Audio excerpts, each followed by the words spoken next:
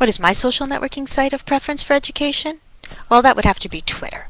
My Italian language students have been tweeting in Italian since January of 2008, long before it was cool to tweet.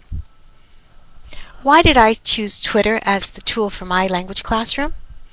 Well, the rationale is quite simple. Firstly, I wanted to build a community of language learners that extended beyond the limited contact time that we have at our institution. I also wanted to use social media because kids like social media. It's a forum, a fun platform for them to read and write in the target language, and it's an open platform too.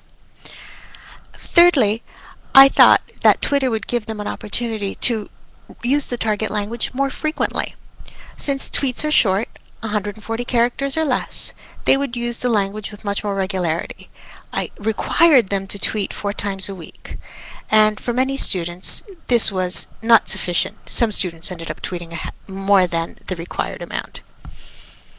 Well, what did I discover with Twitter? When I was using it as an exploratory tool before I introduced it to the classroom, I found that if a person tweets about what they're doing, what that does is provide written output, and for the foreign language student it gives them a platform to express themselves in the target language. By following people in the timeline, students would be reading what others are doing, and they would be reading their following in the target language, in Italian in our case, and this equates to comprehensible input.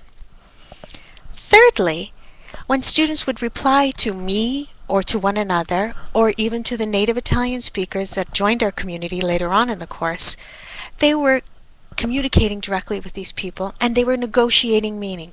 They had to be able to negotiate in the language and make sure they understood and were able to speak to somebody and receive replies and basically have a successful conversation, if you will.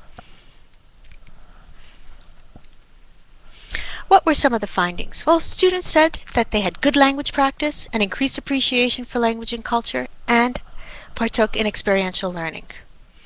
The big task is now the professor has become a student. I'm using Twitter to learn Spanish and Portuguese, and I'm discovering that this is a fantastic way for me as a professor to experience what my students are experiencing when I have them use Twitter to learn Italian. Thanks!